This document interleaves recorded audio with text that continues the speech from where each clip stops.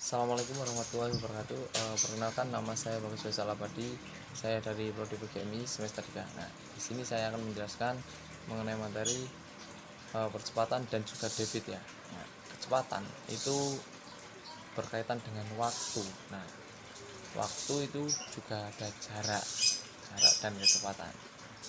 Jadi percepatan itu kayak sebuah perjalanan.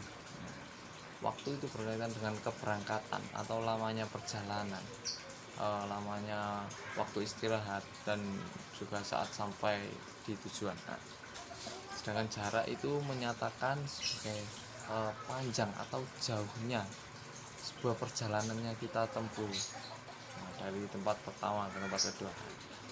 Kecepatan itu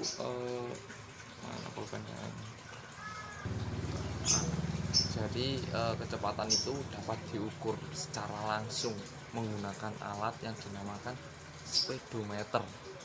Speedometer kayak di sepeda motor gitu ya, mobil gitu. Nah, kecepatan itu hitungannya itu menggunakan kilometer atau meter per jam.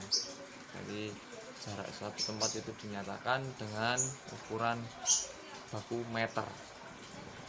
Satuan waktu yang umumnya digunakan adalah jam, menit, dan juga detik. Nah, hubungannya antara satuan waktu seperti itu dengan saya contohkan ya, ini satuan dari yang waktunya ya 1 jam itu ada 60 menit. Maaf, ini 60 menit, dan juga sini ada 3600 detik.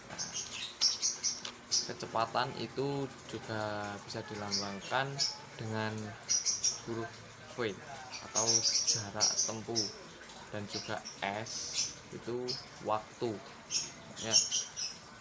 Jadi yang kita tempuh atau T itu rumus kecepatan yang dituliskan, saya tuliskan saja. Nah, di sini ada tulisan kecepatan sama dengan jarak dibagi waktu. Nah, kalau kita bicara kecepatan itu dilambangkan dengan huruf V. Nah, kalau jarak itu ada S dan per T. T itu waktu ya. T itu waktu.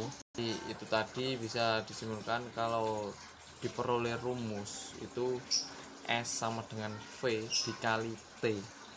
Nah, itu rumus dari tadi kecepatan itu sama dengan jarak dibagi waktu.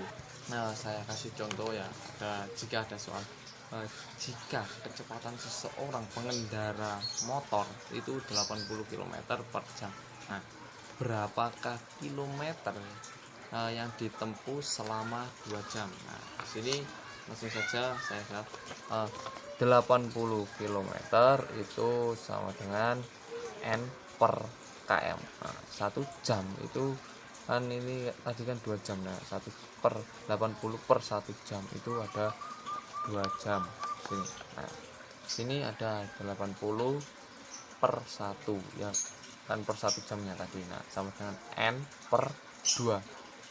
Nah, di sini ada 80 dikali 2 sama dengan 1 dikali N, dan hasilnya ada 160 dikali 1 per sama dengan 1 kali N. Nah, di sini ada N itu sama dengan 160, 80 dikali 2 tadi.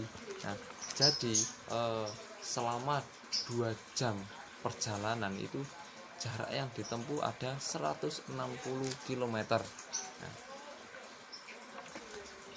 dan selanjutnya ada debit. Nah, debit itu kayak volume. Nah, jadi disimpulkan kayak saya menjelaskan, debit adalah volume air yang mengalir dari suatu saluran melalui suatu pipa dalam satuan waktu yang tidak tertentu ya. Nah, satuan waktu yang tidak.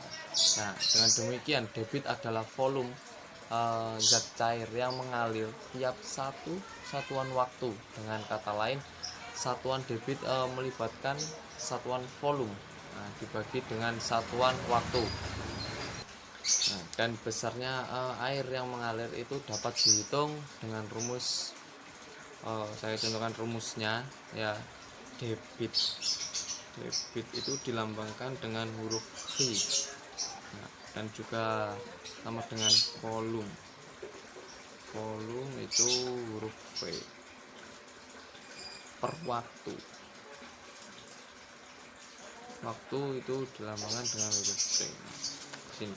Nah, di sini ada rumus debit. Debit itu dilambangkan dengan huruf V. Sama dengan volume. Volume per waktu. Nah, volume itu dilambangkan dengan huruf V dan waktu itu T. Mungkin cukup itu saja yang bisa saya jelaskan mengenai percepatan dan juga debit. Kurang lebihnya saya mohon maaf. Assalamualaikum warahmatullahi wabarakatuh.